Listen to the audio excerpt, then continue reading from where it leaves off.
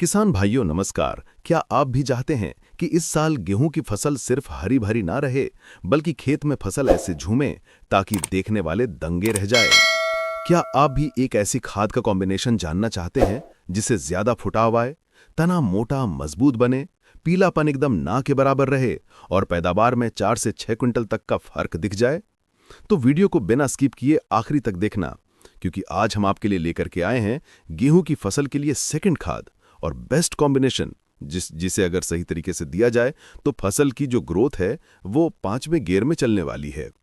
आज हम आपको गेहूं की फसल पर 1 एकड़ फसल पर सिंचाई के साथ डलने वाली परफेक्ट डोज के बारे में बताने वाले हैं।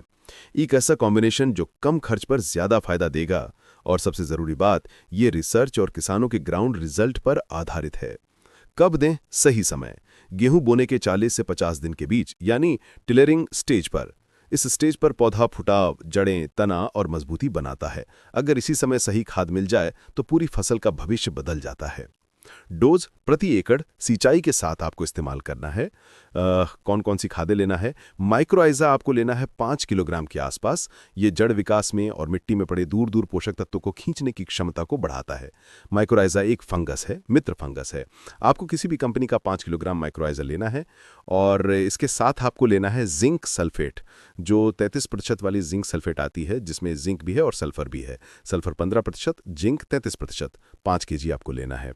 जिंक सल्फेट ये फुटाव में काफ़ी अच्छा काम करती है। यूरिया खाद आपको लेना है 45 किलोग्राम के आसपास और पीआई की बायोबीटा ग्रेन्यूल सीवीड आपको लेना है 8 किलोग्राम से लेकर के 10 किलोग्राम। इन सबको सिंचाई के साथ खेत में आप 1 एकड़ में इस्तेमाल करेंगे और 4 से दिनों बाद जो रिजल्ट हैं वो खुद बोलने वाले हैं। गेहूं की फसल पर इस दूसरी खाद, दूसरे कॉम्बिनेशन इस्तेमाल करने से क्या फ़ायदे हैं, क्या महत्व है, आइए आसान भाषा में समझते हैं। माइक्रोराइजा ये जड़ों से दोस्ती करके मिट्टी में पोषक तत्व 40% तक उपलब्ध कराने में मदद करता है। जड़ें लंबी चौड़ी गहरी बनाता है और सूखे के प्रति, बीमारियों के प्रति काफ़ी रेजिस्टेंस पावर क्रॉप को देता है। साथ ही माइक्रोराइजा ग्रोथ बढ़वार में, हरियाली में बेहतरीन काम करता है। हम जिंक सल्फेट भी ले रहे हैं। जिंक गेहूं के फुटाव में, पत्तियों की हरी भरी रंगत और दानों की भराई के लिए काफ़ी ज़रूरी होता है। जिंक की कमी के कारण काफ़ी पीलापन बना रहता है और फसल कमज़ोर काफ़ी ज़्यादा दिखती है। तो जिंक सल्फेट से टेलरिंग फुटाव की संख्या में भी काफ़ी ज़्यादा वृद्धि होती है। यूरिया खाद नाइट्रोजन पौधे की ग्रोथ के लिए, पत्तियों को, तना को क्लोरोफिल बढ़ाने में काफ़ी महत्वपूर्ण रोल निभाता है। सही मात्रा में यदि आप यूरिया खाद का इस्तेमाल करेंगे तो बढ़िया तेज़ गति से, तीव्र गति से, रॉकेट की तरह फसल की ग्रोथ मिलने वाली है। सीवीड पीआई की बायोबीटा ले रहे हैं। ये पौधे की ऊर्जा, तनाव सहन क्षमता को बढ़ाता है, हार्मोनल जो एक्टिविटी है ग्रोथ को बढ़ाता है और जड़ से लेकर के पत्तियों तक प्राकृतिक बूस्टर की तरह काम करता है। सीवीड समुद्र में उगने वाली घास है, उसके निकाला गया अर्क कह सकते हैं। सीवीड ये लो सनलाइट में भी प्रकाश के द्वारा भोजन बनाने में भी काफ़ी सक्षम हो जाता है, क्लोरोफिल को बढ़ाता है और फसल को गहरी हरी भरी प्रदान करता है। इस कॉम्बिनेशन का इस्तेमाल करने से क्या फ़ायदे होंगे हमारी फसलों पर? गेहूं की फसल पर जो खेत है एकदम ज़्यादा से ज़्यादा फुटाव देखने के लिए मिलेंगे। पौधे का तना मोटा मजबूत और स्टोरेज जो क्षमता है इसको भी बढ़ाएगा और प्लांट गिरने के प्रति रेजिस्टेंस पावर देने वाला है। फसल गहरी हरी भरी के साथ साथ चमकीली और हरे रंग की दिखेगी। पीलापन और रुकावट दबी हुई ग्रोथ है, कमजोरी खत्म करेगा और जड़ों का फैलाव भी तेजी से बढ़ेगा। इस कॉम्बिनेशन से दानों का भराव अच्छा होगा और उपज वृद्धि में काफ़ी मदद मिलने वाली है। कम लागत पर शानदार आपको रिटर्न मिलने वाला है। क्यों 40-50 दिन ही सबसे सही समय है?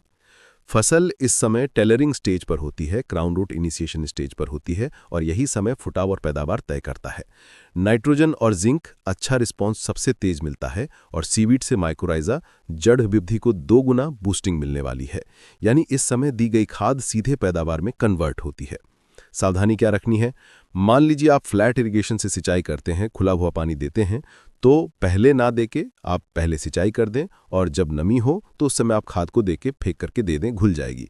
लेकिन आप स्प्रिंकलर से सिंचाई करते हैं तो फिर आपको एक काम करना पड़ेगा कि पहले खाद दीजिए, फिर जस्ट उसके बाद सिंचाई कर दीजिए। बेहतरीन रिजल्ट देखने के लिए मिलेगा।